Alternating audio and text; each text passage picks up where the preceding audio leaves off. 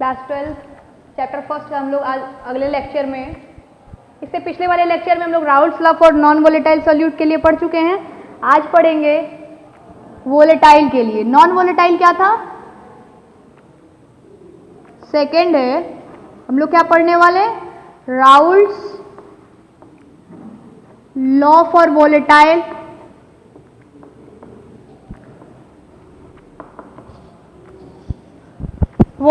Solute पढ़ने वाले हम लोग। वोलेटाइल क्या होता है? वोलेटाइल नेचर पिछले लेक्चर में हम बता चुके हैं। वोलेटाइल क्या होता है? वोलेटाइल जो लिक्विड फेज से किस में चेंज हो जाए? वेपर फेज में।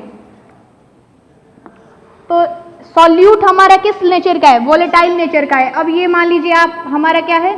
सॉल्यूट है बी। क्या है बी? सॉल्यूट। और हमारा एक सॉल्यूशन है सॉल्वेंट। सॉल्यूशन है, एक सॉल्वेंट है ए। दोनों क्या है? राउल्ट्स लॉ किसके लिए अप्लाई होता है? लिक्विड इन लिक्विड, यानी ये भी लिक्विड नेचर, ये भी लिक्विड इन फेज। अब समझो कि इसके पार्टिकल वेपर फेज में चेंज हुए। वेपर प्रेशर पता है ना आप लोगों को? पीछे लेक्चर में है वेपर प्रेशर किसको बोलते हैं। तो यानी इसके जो पार्टिकल लिक्विड से जब वेपर फेज में चेंज हो जाएंगे तो ये जो वेपर का पार्टिकल होगा उसके थ्रू इस लिक्विड पर लगने वाला जो प्रेशर होता है वो वेपर प्रेशर होता है। तो जब ये प्योर लिक्विड है, जब इसमें कुछ मिलाया नहीं गया है, तो उस टाइम पर इसका प्रेशर बच्चा P0B है। और उसी तरीके से इसके होंगे पार्टिकल्स, और इस पार्टिकल्स के द्वारा लगने वाला इस पर प्रेशर क्या होगा? P0A। तो ये P0A क्या है? Vapour pressure of the pure solvent, और ये P0B क्या है? Vapour pressure of the pure solute. अब इन दोनों को मिलाने के बाद क्या बनेगा? सॉल्यूशन बनेगा। इन दोनों को मिलाने के बाद क्या बनेगा? सॉल्यूशन। सॉल्यूशन में क्या होंगे? तो किसके पार्टिकल्स होंगे? इसके पार्टिकल को आप मान लीजिए हॉलो से दिखा रहे हैं और इसके सॉलिड से दिखा रहे हैं हम।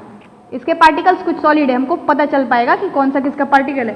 तो यहाँ पे दोनों के पार्टिकल्स होंगे और दोनों ही वेपर फेज में चेंज होंगे। पीछे वाले में क्या हो रहा था? पीछे वाले में ध्यान दीजिए, नॉन वोलेटाइल में क्या हो रहा था कि नॉन वोलेटाइल का मतलब लिक्विड से वेपर फेज में चेंज होगा ही नहीं। तो बस जो सॉल्यूशन का हो रहा था वेपर प्रेशर इसी पार्टिकल्स के द्वारा होगा जो वेपर में चेंज हो जाएंगे। तो उसमें क्या हो रहा था? सॉल्यूट चेंज ही नहीं हो रहा था इस पार्टिकल वेपर के फेज में, तो उसका प्रेशर लग ही नहीं पा रहा था। तो पूरा प्रेशर किसका लग रहा था? बस सॉल्वेंट का लग रहा था। लेकिन यहाँ पर दोनों, ये तो है ही, ये भी वोलेटाइल इन नेचर है, मतलब इसका भी पार्टिकल वेपर फेज में जाएगा, और वेपर फेज में जाएगा तो उसके भी पार्टिकल का कुछ प्रेशर लगेगा। तो राउल्ट्स लॉ कहते हैं कि तो इसका प्रेशर आप मान लीजिए है PS। इस पूरे सॉल्यूशन का प्रेशर क्या है? PS। तो राउल्ट्स लॉ क्या कहते हैं कि जो PS होता है वो इक्वल होता है partial pressure of solvent plus partial pressure of B in the solution. मतलब इस सॉल्यूशन में A का अपना अलग इंडिविजुअल प्रेशर होता होगा। अरे इस पूरे सॉल्यूशन पे A वाले पार्टिकल अपना अलग प्रेशर अप्लाई करते होंगे और B वाले पार्टिकल अपना अलग प्रेशर अप्लाई करते होंगे। तो यही राउल्ट्स लॉ है, PS is equal to PB। अब ये बताओ, आप यहां पर जरा आ जाओ, PA क्या होगा? PA क्या होगा? मतलब जब प्योर सॉल्वेंट है तो PA is equal to P0A XA। वैसे PB इज इक्वल टू क्या होगा? तो P0B XB ये होगा। इस पर आप पुट कर दीजिए। यहां पर PS इज इक्वल टू क्या होगा? P0A XA plus P0B XB। XB को भी आप क्या लिख सकते हो? P0A plus P0B। XB को आप लिख सकते हो 1 माइनस XA लिख सकते हैं ना। मोल फ्रैक्शन, दो बाइनरी अगर रहता है हमारा तो उन दोनों का सम होता है 1। तो यहां से आपने लिख दिया P0A P0B ब्रैकेट में 1 माइनस XA। आप इसका अंदर मल्टीप्लाई कर देंगे तो PS कुछ आ जाएगा P0A प्लस इसका P0B का अंदर मल्टीप्लाई तो P0B माइनस P0B XA। यहाँ छूट गया XA, यहाँ छूट गया XA, ये XA। ओके, देखो P नॉट बी और P नॉट बी का XA से मल्टीप्लाई तो क्या होगा P नॉट बी XA। अब देखिए XA यहाँ और XA यहाँ कॉमन है, तो XA ले लीजिए कॉमन, तो यहाँ से आएगा P नॉट A माइनस यहाँ से क्या बचेगा P नॉट B, ये हो गया, और ये वाला टर्म पूरा P not B। PS is equal to कुछ इतना आ गया, क्या आया है देख लो, XA क्या है mole fraction of solvent, PA क्या है P नॉट A क्या है vapour pressure of the pure solvent है, क्या है vapour pressure of the pure solvent. P not B क्या है vapour pressure of pure solute, मतलब जब प्योर फॉर्म में है उसमें कुछ मिलाया नहीं गया है उस टाइम का vapour pressure. P not A जब प्योर फॉर्म में सॉल्वेंट है उस टाइम का vapour pressure. P not B तो वही चीज है। XA क्या है तो मोल फ्रैक्शन, XA को क्या आप लिख सकते हो, XA को लिख सकते हो Na upon Na plus NB, where Na क्या है number of moles of solvent, और NB क्या है number of moles of solute. ठीक है, तो यहां से आ गया PS is equal to XA P not A minus P not B plus P not B। ये हो गया राउल्स लॉ का लॉ वोलेटाइल सॉल्यूट के लिए।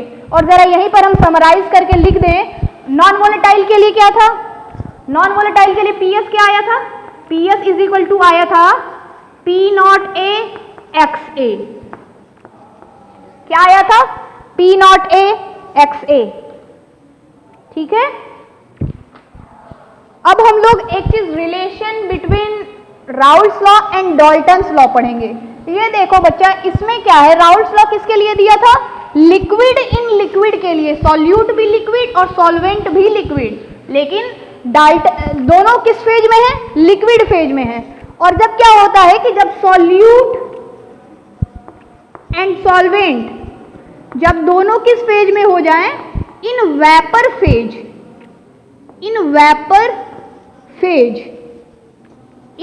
फेज हो जाए, तो उसके जब सॉल्यूट और सॉल्वेंट वेपर फेज में रहे तो डाल्टन्स लॉ अप्लाई होता है। डाल्टन्स लॉ होता है PA is equal to P XA और PB इज इक्वल टू होता है P XB, वेयर P ये है डाल्टन्स। अब जरा आ जाओ, ये डाल्टन्स है, ये कौन सा है, डाल्टन्स लॉ है ये। हम लोग अब रिलेशन, अब इसको हटा दीजिए, अब हम लोग राउल्स लॉ रिलेशन बिटवीन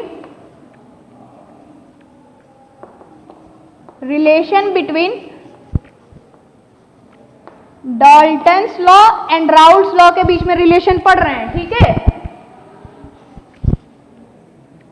तो देखो राउल्स लॉ क्या था, राउल्स लॉ क्या कहता था, PA is equal to P not A XA, ये कहता था ना, partial pressure of the solvent A is equal to pure form में उसका मोल फ्रैक्शन।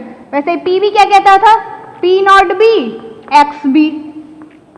ये कब होता था, तो ये दोनों याद रखना बच्चा, ये इन लिक्विड फेज में रहेंगे तो अप्लाई होगा, लिक्विड फेज में। जब पूछेगा partial pressure of A and B in liquid phase, आप राउल्स लॉ अप्लाई करोगे। जब पूछेगा partial pressure of A and B in vapour phase में पार्शियल प्रेशर कितना अप्लाई करेगा, तो आप डाल्टन्स लॉ अप्लाई करोगे। तो डाल्टन्स लॉ ये है, हम लोग रिलेशन पढ़ रहे हैं ना, तो पार्शियल प्रेशर कुछ ये है और डाल्टन्स लॉ कुछ ये है। तो यहां से आप अगर कंपेयर करोगे P नॉट A और P नॉट A को PA को PA से PB को, अच्छा यहां देख लो पहले, PA क्या है partial pressure of solvent, PB क्या है पूरे सॉल्यूशन में जो B लगा रहा होगा, ये P क्या है तो ये पूरे सॉल्यूशन का प्रेशर है। इसमें ये P क्या है पूरे सॉल्यूशन का वेपर प्रेशर ऑफ सॉल्यूशन है। ओके, यहाँ पे सॉल्यूशन की नहीं बात हो रही थी, यहाँ P नॉट A की बात हो रही थी, जो कि प्योर सॉल्वेंट का वेपर प्रेशर था, और ये क्या था प्योर सॉल्यूट का वेपर प्रेशर। अंतर क्या है, ये तो वही है, लेकिन यहाँ जो है यहाँ पे बस vapour pressure of solution use हो रहा है वेपर फेज में, और लिक्विड फेज में प्योर सॉल्वेंट और प्योर सॉल्यूट यूज हो रहा था। ठीक है, तो अब हम लोग रिलेशन जरा अप्लाई करते हैं। तो क्या करना है हमको, दोनों इक्वेट कर दीजिए, दोनों को क्या करिए, इक्वेट कर दीजिए। तो यहां से क्या कुछ आएगा, यहां से आएगा P एक्स ए, और यहां से क्या आएगा P not A X A, P not A X A. अच्छा, ये एक्स ए है ना,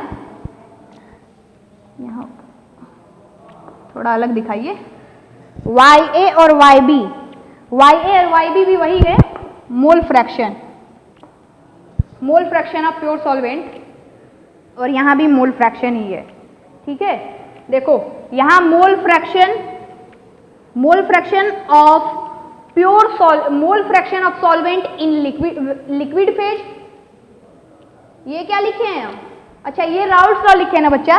तो राउल्ट्स लॉ में हम तो मालूम ही है एक्स ए से मोल फ्रैक्शन को डिनोट करते हैं, एक्स ए और एक्स बी से। डाल्टन लॉ में आप मोल फ्रैक्शन को किससे डिनोट करोगे, वाई से। डाल्टन लॉ में आप किससे मोल फ्रैक्शन को डिनोट करोगे, वाई से। यहां लिख लो where Y A and Y B are क्या है, तो मोल फ्रैक्शन है, mole fraction of A and B क्या, इन, ये ध्यान देना है, in vapour phase, in vapour phase. और वहां पर एक्स, राउल्ट्स लॉ में एक्स ए और एक्स बी क्या था, mole fraction of A and B in liquid phase. यहां पे क्या होगा, Y A and Y B are the mole fraction of A and B in vapour phase. तो जरा इक्वेट कर लेते हैं हम ना, तो वहां से यहां से आएगा वाई ए और वहां से आएगा P नॉट एक्स ए। तो हमको पूछ देगा क्वेश्चन में कि क्वेश्चन हो ये, इसके बेसिक पे क्वेश्चन लगवाएंगे हम, पूछ देगा कि मोल फ्रैक्शन ऑफ सॉल्वेंट का मोल फ्रैक्शन निकालिए इन वेपर फेज में। तो आप इसी यहीं से निकाल दोगे, Y A is equal to क्या आएगा, P not A X A upon में क्या होगा P। अब आप जरा बताओ P नॉट ए क्या था, खुद से बताओ, P नॉट ए क्या था, तो एक सॉल्वेंट का प्योर वेपर प्रेशर, मतलब vapour pressure of pure solvent. X A क्या है, तो mole fraction of solvent in liquid phase, जैसे हम जो नॉर्मल निकालते हैं एक्स ए, क्या एक्स ए कैसे आप फाइंड करोगे, एन ए अपॉन में N A plus N B, ऐसे फाइंड कर लोगे, तो यह हो जाएगा। और P क्या है, तो प्रेशर ऑफ द सॉल्यूशन। मान लो पूछता है, किसी क्वेश्चन में पूछता है कि आप निकालिए, हमको निकाल करके दीजिए किसी सॉल्वेंट का mole fraction in vapour phase, यानी कि डाल्टन्स लॉ वाई ए। तो हमको ये चीजें पता करनी पड़ेगी उस पूरे क्वेश्चन में। P नॉट ए निकालना पड़ेगा, दिया रहे तो ठीक है, नहीं दिया है तो निकालना पड़ेगा। P नॉट ए दिया है, एक्स ए दिया है, P नॉट बी भी दिया है, तो प्रेशर हमको मालूम है ना, ये आपको फाइंड पहले करना पड़ेगा। तो ये राउल्ट्स लॉ से मिल जाएगा। P ये क्या है, ये पूरा प्रेशर सॉल्यूशन का प्रेशर है। यहाँ पे हम बताए ना, ये प्रेशर क्या है, vapour pressure of the solution होता है। तो यहाँ से क्या होगा, P A plus P B, जिसको आप लिखोगे P not A X A plus P naught B X B. अगर एक्स बी नहीं है तो 1 माइनस एक्स ए, इस फॉर्मूले पे पुट करके आप निकाल लेंगे। ओके, तो यहां से, और इसी तरीके से आप जब PB को इक्वेट करिएगा, ये तो PA को इक्वेट किए ना, अब PB को इक्वेट करेंगे तो क्या आएगा, यहां से PS वही सॉल्यूशन का प्रेशर, YB वहां से क्या आएगा PB, P naught B X B.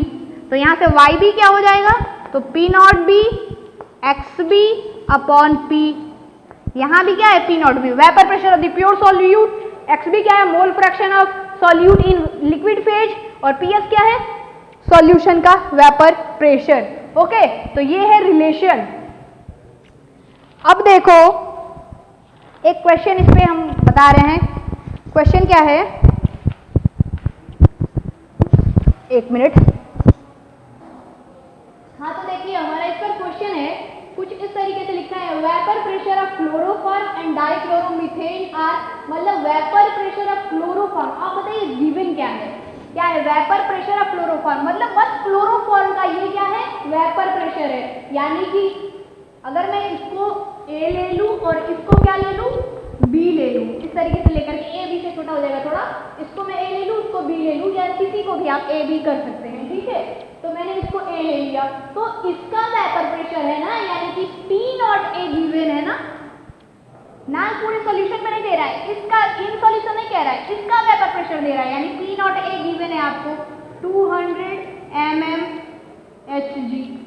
उसी तरीके से वेपर प्रेशर ऑफ डाइक्लोरोमीथेन यानी पी बी आप इसको लिए हो तो पी नॉट बी क्या है 450 mmHg।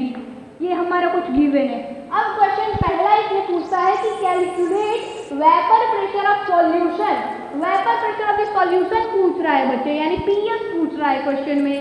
और गिवन क्या है, बाय मिक्सिंग 25.5 ग्राम CH3 मतलब chloroform and 40 gram CH2Cl2 dichloromethane, यानी कि इसको क्या आप लिए थे CH3 को ए ना, तो क्या गिवन है WA गिवन है। WA क्या है 25.5 ग्राम और उधर WB गिवन है वो क्या है 40 ग्राम। अब बताओ पीएस फाइंड करने के लिए आपको क्या चाहिए, पीएस के लिए आपको चाहिए PA प्लस PB। PA और PB के लिए क्या चाहिए, PA क्या होगा P not A XA plus PB के लिए P नॉट B XB। अच्छा आप बताओ आपको ये बात कि P नॉट A गिवन है, P नॉट A गिवन है, XA क्या होता है Na अपॉन में Na प्लस Nb। वैसे ही यहाँ पे P नॉट B गिवन है, XB क्या होगा तो Nb अपॉन में Na प्लस Nb। अब आप बताओ P नॉट A तो पुट कर दोगे, P नॉट B पुट कर दोगे, Na और Nb और चाहिए हमको, तो हमारा उसके लिए तो गिवन है ना भाई WA एंड WB गिवन है। Na क्या होता है, Na क्या होता है बताओ, Na होगा WA अपॉन में Ma, तो निकाल दो WA गिवन है, WA कुछ क्या है 25.5 और Ma क्या होगा इसका, तो A क्या है CH3, इसका मॉलिक्यूलर मास निकालना है। कार्बन का कितना होता है 12 होता है, 1 है तो इंटू 1 प्लस हाइड्रोजन का कितना होता है 1 होता है, एक ही संख्या में तो ये भी 1। क्लोरीन का कितना होता है 35.5, ये भी संख्या में कितना है तो 3। और इस तरीके से आप ये फाइंड आउट कर लेंगे, यहाँ पुट करके ये डिवाइड करके Na आ जाएगा, ठीक। वैसे ही हमको Nb निकालना है, Nb क्या है हमारा CH2Cl2 यानी कार्बन का होगा 12 संख्या में 1 यानी कि 1 का मल्टीप्लाई। हाइड्रोजन का क्या होता है 1 2 है यानी 2 का मल्टीप्लाई, प्लस क्लोरीन का क्या होता है 35.5 एटॉमिक मास, उसमें 2 का मल्टीप्लाई। इसको सॉल्व कर लेंगे तो क्या आ जाएगा Nb, क्या आ जाएगा आपका Nb इज इक्वल टू क्या होता है WB अपॉन में Mb। ये आप इसको सॉल्व करेंगे तो Mb आपको मिल जाएगा और WB तो गिवन है, यानी कि यहाँ से क्या निकल जाएगा, इसको पूरे को वैल्यू पुट कर देंगे इस पर, तो ये निकल जाएगा vapour pressure of the solution. तो इतना निकालने का टाइम आप लोग निकाल लीजिएगा इसको कैलकुलेट करके, ठीक। तो vapour pressure of the solution हमारा आ गया, calculate the vapour pressure of the solution. और पूछ रहा है, और क्वेश्चन में है इसी का सेकेंड पार्ट का क्वेश्चन, ये कहता है mole fraction of each component in vapour phase. Second question क्या पूछ रहा है बच्चे, इसका सेकेंड क्वेश्चन है मोल फ्रैक्शन पूछ रहा है। दिखाई दे रहा है, नहीं दिखाई दे रहा है, दिखाई नहीं दे रहा है, तो इसको मिटा लीजिए ना, इस तरीके से फाइंड आउट कर लेंगे आप। तो यहां से मैं मिटा दूं। अब देखो क्या पूछ रहा है, सेकेंड क्वेश्चन पूछ रहा है मोल फ्रैक्शन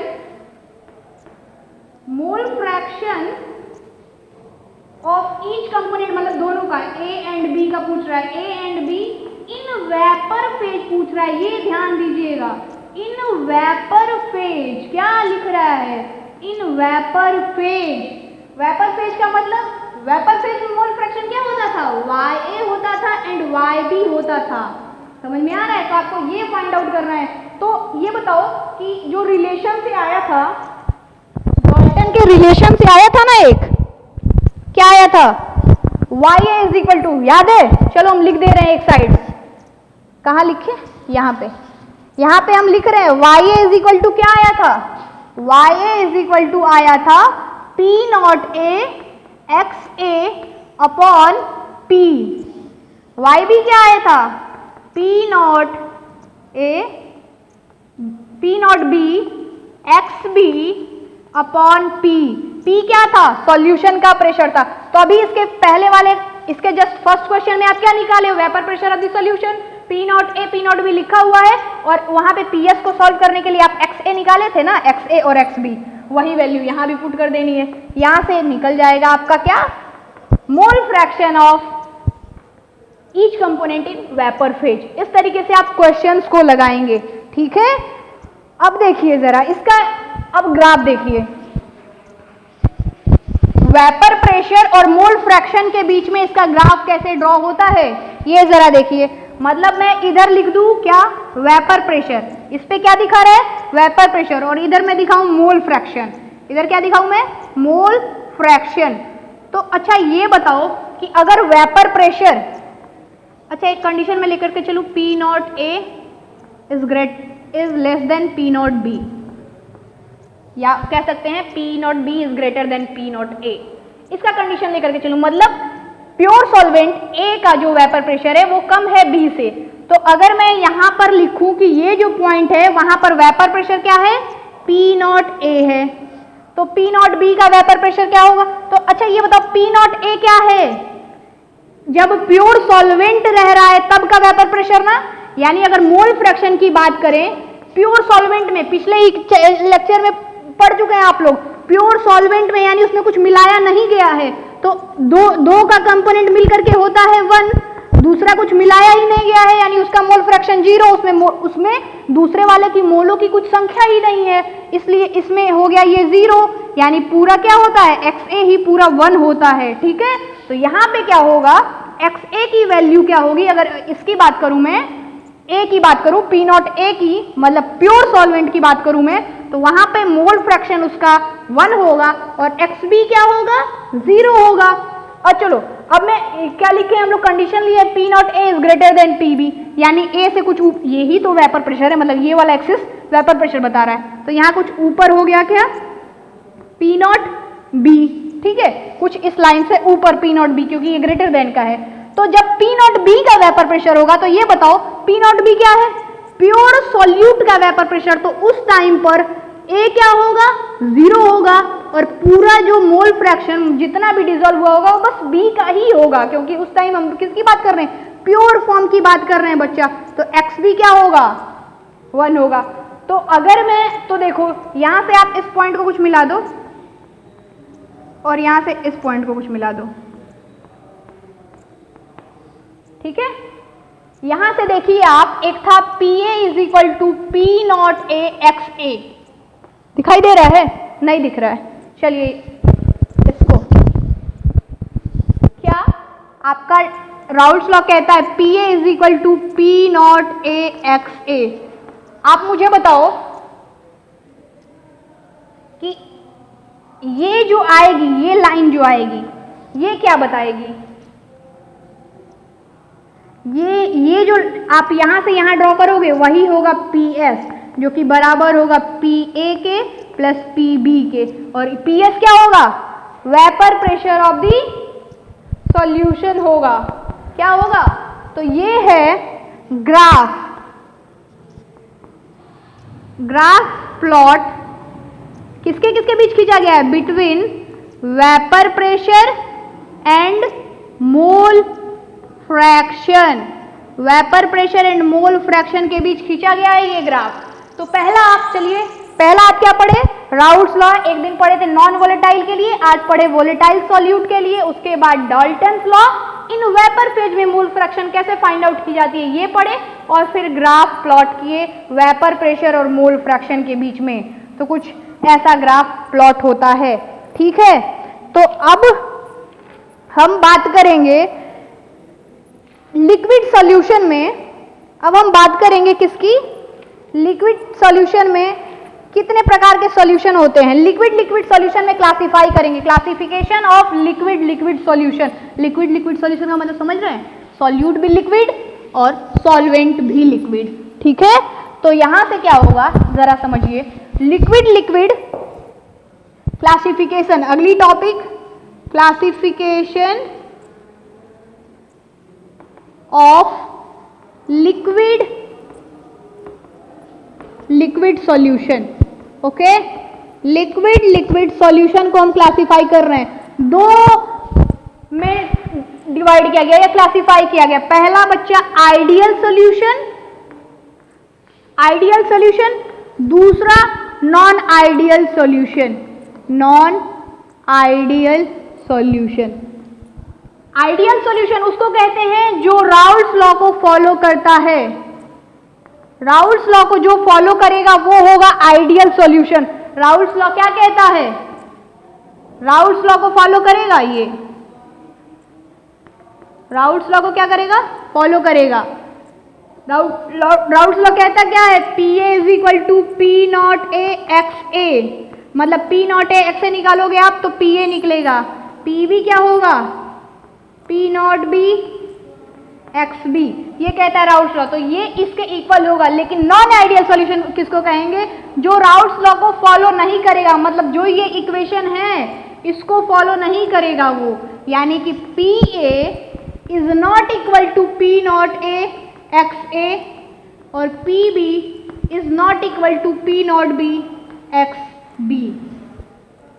इसमें सेकेंड है, सेकेंड बोलते हैं इसकी जो वॉल्यूम होगी डेल V मिक्स वो 0 के इक्वल नहीं आएगी। सॉरी, ये आइडियल है ना, तो ये 0 के इक्वल होगी। इसका मतलब क्या है कि V मिक्स क्या है हमारा? Volume of solute plus volume of solvent. Volume of solute plus volume of solvent equal होगा वॉल्यूम ऑफ द सॉल्यूशन के। मतलब अगर मैं 5 ml क्या लूँ? सॉल्यूट लूँ और 5 ml सॉल्वेंट लूँ तो हमारा जो सॉल्यूशन बनेगा वो पूरे 10 ml का होगा ही होगा। तो ये होता है आइडियल सॉल्यूशन। लेकिन नॉन आइडियल में ये चीज़ नहीं होती है। मतलब V मिक्स जो होगा, V मिक्स होता क्या है? डेल V है ना, देखो डेल V क्या होता है? यही volume of solution minus volume of solute plus volume of solvent. अब बताओ जब ये इक्वल नहीं होगा तो इसकी वैल्यू 0 कैसे आएगी? जब ये दोनों इक्वल होंगे तभी तो होगी। इन दोनों का ऐड सॉल्यूशन के इक्वल आएगा तभी तो ये 0 होगा। तो यहाँ से V मिक्स क्या होता है? 0। लेकिन नॉन आइडियल सॉल्यूशन में ऐसा नहीं होता है। मतलब सॉल्यूट और सॉल्वेंट का जो वॉल्यूम होता है उसको ऐड करने पर एग्जैक्ट जो सॉल्यूशन की वैल्यू होती है उसके बराबर नहीं आता है, कभी ज़्यादा आता है कभी कम आता है। तो यानी कि यहाँ से लिख सकते हैं हम del V mix is not equal to 0। ठीक है, डेल V आप समझ रहे हो ना? डेल V मिक्स क्या है? पूरे सॉल्यूशन के वॉल्यूम में से सॉल्यूट और सॉल्वेंट का ऐड के वॉल्यूम होगी। थर्ड है इसका del H is equal to 0। Enthalpy इसमें 0 रहती है। डेल H मिक्स का मतलब वही सॉल्यूशन मिला दिए तब। डेल H की इसमें वैल्यू क्या होती है बच्चा? क्या होती है? 0 होती है। 0 का मतलब क्या? कि ना ही इसमें से एनर्जी निकल रही है और ना ही इसमें एनर्जी देनी पड़ रही है। देखिए आइडियल सॉल्यूशन में एक चीज होता क्या है, अब मैं इसको मिटा दे रही हूँ फर्स्ट लॉ को, ठीक, जिसको कहता है कि राउल्स लॉ को फॉलो करता है। क्या होता है आइडियल सॉल्यूशन में? जैसे मान लो हमारा सॉल्वेंट है AA, सॉल्वेंट के पार्टिकल्स AA, वैसे ये होंगे BB और जो सॉल्यूट हमारा सॉल्यूशन बनेगा वो AB टाइप का बनेगा ना। तो जो इसका इंटरमॉलिक्यूलर फोर्स होगा बच्चा, इंटरमॉलिक्यूलर फोर्स, या इसका जो अट्रैक्शन फोर्स होगा, क्या? इंटरमॉलिक्यूलर अट्रैक्शन फोर्स और इनका जो इंटरमॉलिक्यूलर अट्रैक्शन फोर्स होगा वो सारे इक्वल्स होंगे। इंटरमॉलिक्यूलर अट्रैक्शन फोर्स मतलब जिससे ये बंधे होंगे। अब देखो AA टाइप में BB टाइप को हम मिलाते हैं तो AB टाइप का हमारा कुछ बनता है। मतलब जब ये ब्रेक हुआ होगा, ये बॉन्ड ब्रेक करेगा और ये बॉन्ड ब्रेक करेगा तब ना A में आकर के B मिलेगा और AB टाइप बनाएगा। तो मतलब हम इसमें जो कुछ एनर्जी देंगे, मान लो हम 5 जूल की एनर्जी दिए इस बॉन्ड को ब्रेक करने के लिए और इस बॉन्ड को ब्रेक करने के लिए 5 जूल की एनर्जी दिए, तो यहाँ जो होगा ये भी एनर्जी इक्वल ही होगी। देखो कैसे, यहाँ पे 2A है ना, तो जब ब्रेक करेगा तो यहाँ से 2A निकलेंगे और ये ब्रेक करेगा तो 2B, तो कितने AB बनेंगे? 2AB बनेंगे ना। तो देखो AB यहाँ पे देखो 5 जूल की एनर्जी दिए यहाँ पे, तो तो यहाँ क्या आएगा 10 जूल। इसका मतलब ये नहीं कि इसकी एनर्जी अधिक हो गई, हम क्या बोले हैं उनके जो सॉल्यूट और सॉल्वेंट के बीच का जो बॉन्ड की एनर्जी है वो इक्वल होती है। यहाँ पे 10 जूल आया तो है लेकिन यहाँ 2 बना है संख्या में, यानी एक AB का कितना आया 5 ही जूल तो आया ना। तो वही कहता है कि जो हमारा सॉल्यूट का इंटरेक्शन होता है BB सॉल्वेंट का या सॉल्यूट का सॉल्यूशन का, तीनों का क्या होता है इक्वल होता है। मतलब कि जितनी एनर्जी इसको ब्रेक करने में लग रही थी इसको बनाने में, इसको तो बनाना है ना, इसको ब्रेक करना है फिर इसको बनाना है, यानी इसको बनाने के लिए उतनी ही एनर्जी चाहिए, हमको एनर्जी एक्स्ट्रा देने की जरूरत ही नहीं। देखो हमने 10 जूल अप्लाई किया था, दिया था, और ये देखो हम बॉन्ड को ब्रेक करने के लिए दिया हमने, ये खुद से बन रहा है तो ये एनर्जी रिलीज, जितना हमने दिया निकल गया, कुछ भी हमको एक्स्ट्रा उसमें नहीं लगा, ना ही एनर्जी हमने इसमें डिस्ट्रॉय। तो हम कह रहे हैं कि ना ही एनर्जी इसमें क्रिएट होगी ना ही डिस्ट्रॉय। H मिक्स की वैल्यू 0, बट इसमें क्या होगा थर्ड में कि ये जो डेल H मिक्स होगा मतलब एनर्जी 0 के इक्वल नहीं आएगी, या तो कभी नेगेटिव आएगी या तो कभी पॉजिटिव आएगी। नेगेटिव आएगी मतलब एनर्जी उसमें से एंथैल्पी रिलीज होगी, एनर्जी रिलीज होगी, और पॉजिटिव आएगा मतलब उस बॉन्ड को बनाने के लिए, AB टाइप के बॉन्ड को बनाने के लिए हमको एनर्जी क्या करना पड़ेगा, सप्लाई करना पड़ेगा, देना पड़ेगा। ठीक है, तो ये थे ideal and non ideal solution. Ideal का पहला क्या था, समराइज कर लीजिए। पहला था राउल्ट्स लॉ को फॉलो करता है, यानी P is equal to P not A X A, PB is equal to P not B X B, वो इक्वल नहीं होगा। दूसरा V मिक्स की वैल्यू इसमें 0 होगी, मतलब सॉल्यूट और सॉल्वेंट की वैल्यू सॉल्यूशन के वॉल्यूम के बराबर होगी। यहाँ पे वॉल्यूम सॉल्यूशन के वॉल्यूम के बराबर नहीं होगा। यहाँ पे डेल H मिक्स 0 होता है, क्यों होता है, क्योंकि सॉल्यूट का इंटरेक्शन जो होता है, सॉल्यूट का इंटरेक्शन, सॉल्वेंट का इंटरेक्शन और सॉल्यूट और सॉल्वेंट का इंटरेक्शन की जो इंटरमोलिकुलर अट्रैक्शन फोर्स है वो सब में इक्वल होता है, जिससे कि एनर्जी हमको ज़्यादा न देनी पड़ती है न लेनी पड़ती है। लेकिन इसमें अलग होता है, जिससे कि डेल H मिक्स की वैल्यू 0 के इक्वल नहीं होगी, या तो कभी पॉजिटिव होगी या तो कभी नेगेटिव होगी। अब देखिए इसका आइडियल सॉल्यूशन का एग्जांपल भी पूछता है। आइडियल सॉल्यूशन के एग्जांपल दीजिए, नॉन आइडियल का भी। तो आइडियल सॉल्यूशन का एग्जांपल है, आइडियल सॉल्यूशन का एग्जांपल आप क्या बोलते हैं, बेंजीन एंड टॉल्यूइन। बेंजीन और टॉल्यूइन आइडियल सॉल्यूशन, मतलब जब आप बेंजीन और टॉल्यूइन को मिलाएंगे तो जो सॉल्यूशन बनेगा वो कौन सा बनेगा, आइडियल सॉल्यूशन बनेगा। बेंजीन ये होता है कुछ, टॉल्यूइन क्या होता है,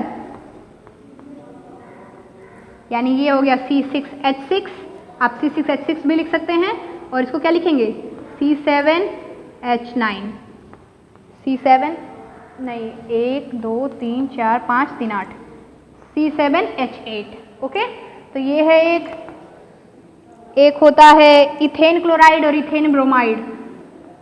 ऐसे मतलब आप एग्जाम्पल्स याद कर लेंगे, कम से कम तीन याद कर लीजिएगा, इथेन क्लोराइड और इथेन ब्रोमाइड। ओके, तो ये थे ideal and non ideal solution.